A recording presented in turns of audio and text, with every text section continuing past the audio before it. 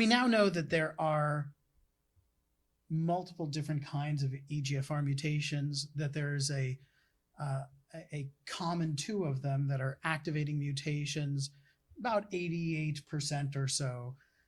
They're an exon 19 or exon 21 of the EGFR gene, and those are the ones most classically associated with a good response to this whole class of EGFR inhibitors that we've studied.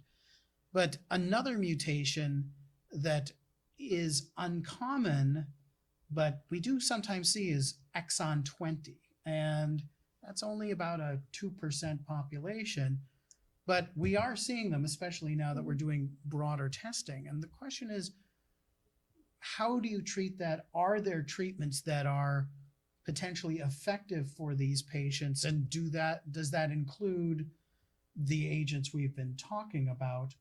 Also, where do you sequence the targeted therapy, if there is one? Is that a first-line treatment, or is this something you'd relegate to after the standard chemoimmunotherapy-based ones? So I think that is a really important question. And I also would like to bring out with that question the fact that it's really important when you're looking at the molecular reports to understand that there are multiple subtypes of EGFR mutations. And it used to be that the question was EGFR mutation, yes or no. And now the question is EGFR mutation, which kind? And this is critically important specifically for the exon 20 insertion mutations, because they do not respond to the EGFR tyrosine kinase inhibitors in the same way that exon 19 deletion or L858R do. And because of that, because we know that the response, at least to single agent, is pretty minimal, that we, in the first line setting at this point, generally start with chemotherapy, and then after that, consider clinical trials. There are multiple clinical trials right now ongoing across the country and in other countries as well.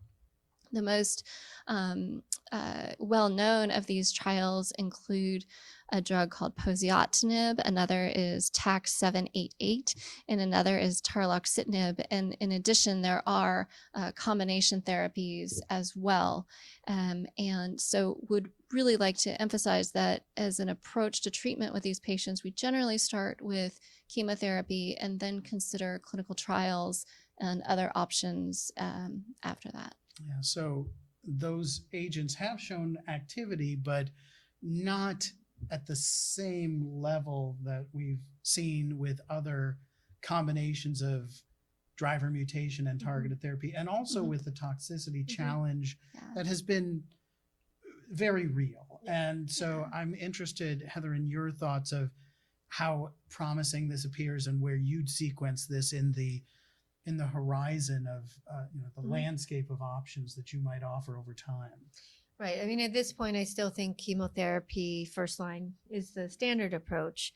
There is emerging data with some of the other tyrosine kinase inhibitors that if you give them first, they work for longer than if you give them after chemo.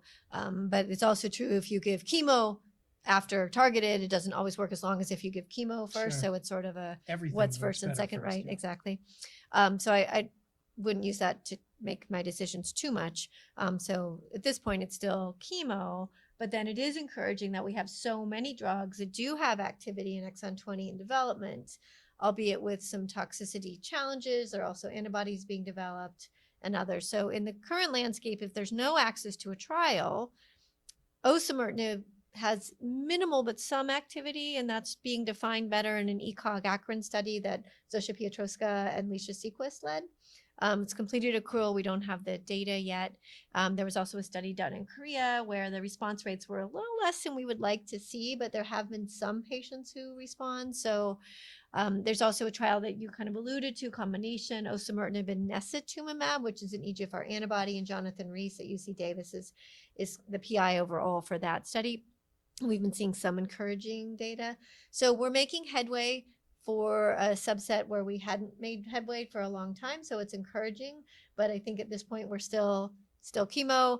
I still look at them with the same caution for immune therapies I do for any of the other EGFR mutation lung cancers. So it's not something I think about right away.